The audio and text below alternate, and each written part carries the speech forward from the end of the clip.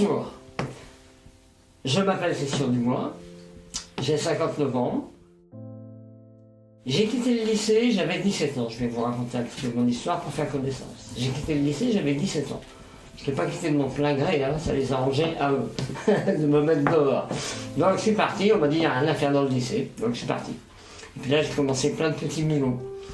J'ai été commis de bar, j'ai fait du porte-à-porte, etc. Je pensais que je n'étais pas capable, puisque dans le lycée on m'avait dit que j'étais pas capable. Donc bah voilà, j'étais pas capable. Point.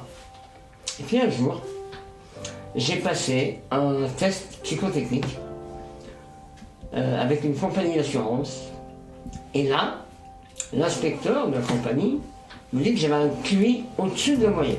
Ah, je l'ai cru, comme j'avais cru les professeurs, je l'ai cru lui. Et là, ma vie a vraiment changé.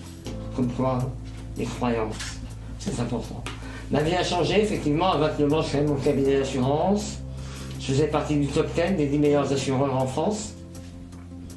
J'ai gardé cette affaire jusqu'à 40 ans. À 40 ans, le démon de midi est venu frapper à ma porte.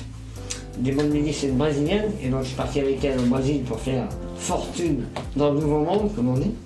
Et en guise de fortune, eh bien, tout ce que j'ai gagné en France, je l'ai bouffé là-bas. Et donc je suis revenu en 2002, une main devant, une main derrière.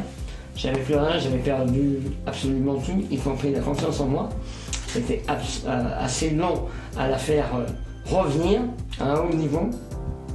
Mais j'ai travaillé sur les pensées, surtout la pensée positive.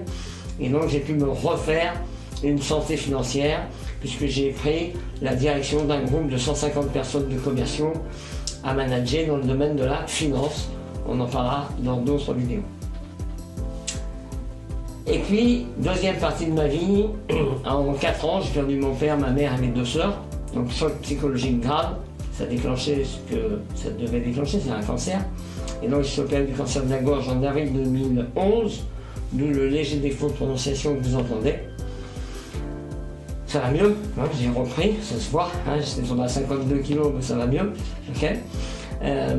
Et donc j'ai décidé, après cette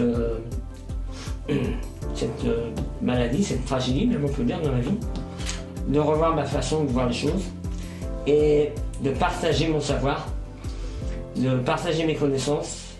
Et je me suis donné une mission, celle de révéler aux gens leur plein potentiel. Et c'est ce que je vais faire avec vous à travers ces vidéos.